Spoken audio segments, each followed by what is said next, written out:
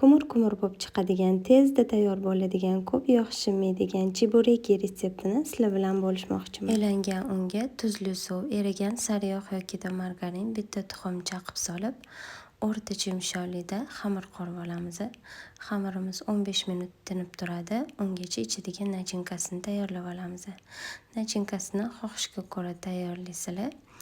Men birinchi piyozni tillarangga qirg'izib qovurib oldim. Ustidan qiyma soldim, pripravalarni soldim. Kartoshka hamda bolgarskiy solib 10 minutga dimlab qo'ydim.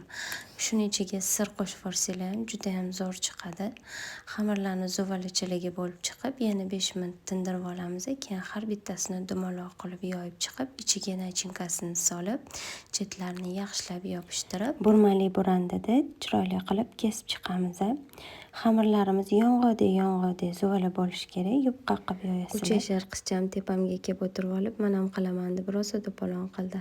Unga juda ham qiziqdi bunaqa ishlar. Tavamizga yog' solib qizdirib olamiz. Keyin har bittasini solib, orqa oldini o'girib, qizartirib qovurib olamiz.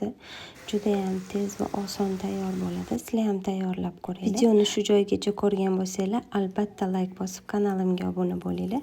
Kanalimda yangidan-yangi retseptlarni sizlar bilan bo'lishib boraman.